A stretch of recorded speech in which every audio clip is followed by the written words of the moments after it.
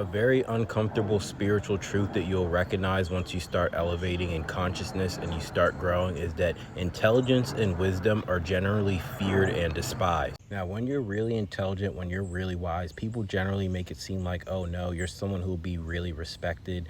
But oftentimes, what actually ends up happening is people end up getting persecuted. And this is why there's even phrases like, don't shoot the messenger. But people who are spiritually in tune and have a really high level of intellect and wisdom see that the physical world is really just a projection. So when someone has a deep levels of intelligence or wisdom, what actually ends up happening is the things that they say to people make people uncomfortable. The things that they say to people go completely against societal norms, traditions, and worldly programs. The things that people say who operate at a high level of consciousness tend to make the average person look at them like they are crazy. Because when you're really tapped in, all the things that you could see and that you know completely contradict the world that everyone else sees, because the world that everyone else sees is something that's been programmed into their mind. I'm gonna give you a perfect example.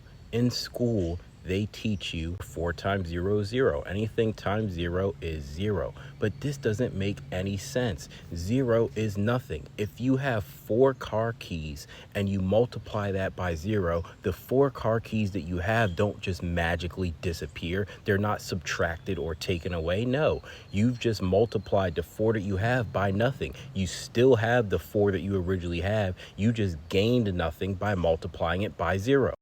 And this is exactly why someone like King Solomon said, the greater my wisdom, the greater my sorrow. As knowledge increases, so does suffering.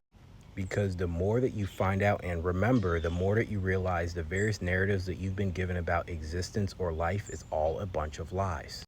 Another perfect example I'll give is the illusion of division. The world wants you to stay trapped in this mindset of all of us are divided and everything is separate from each other and nothing is connected, nothing is one. And the reason why is because this is the doctrine of divide and conquer. As long as everyone stays divided and fighting against each other, no one will be able to come together and actually resolve the problems that are going on. So how can I prove that we're all one?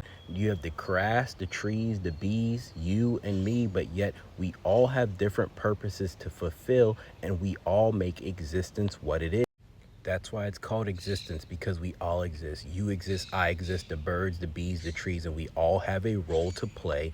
Why do you think it's called the universe? It's the you and I verse. You could look at the different parts of a car as being separate, the wheel, the tire, the brake, but all of those parts come together to form the car, just like me, you, and the trees and everything else come together to form existence or the universe.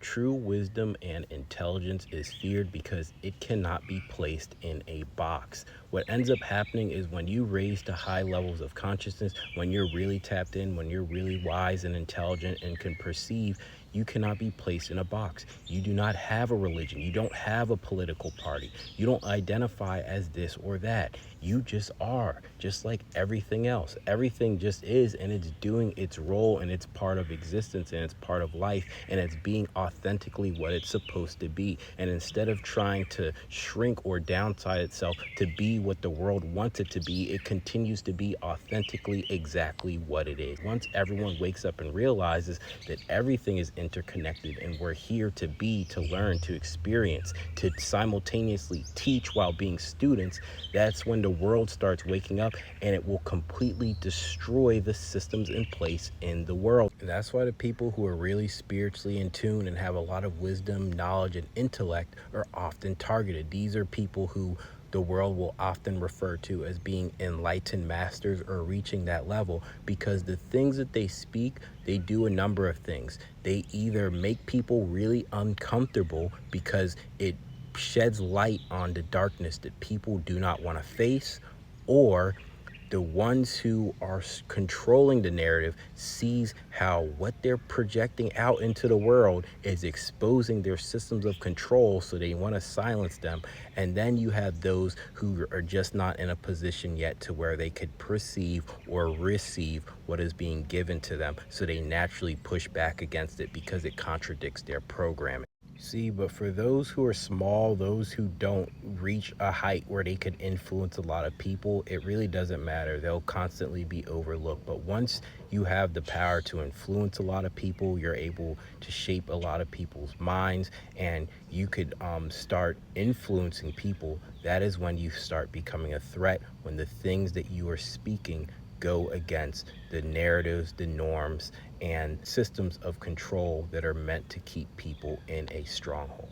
And when you do deep digging, that's why you'll find anyone who you might want to refer to as being an enlightened master or wise or intellectual, when they were speaking out into the world and talking about the various problems, how to overcome them, and whatever else, what you'll notice is these people were often targeted. And the other thing is, if they weren't targeted, what the world did is once these people were done away with or whatever, they did something that I like to call defamation of character.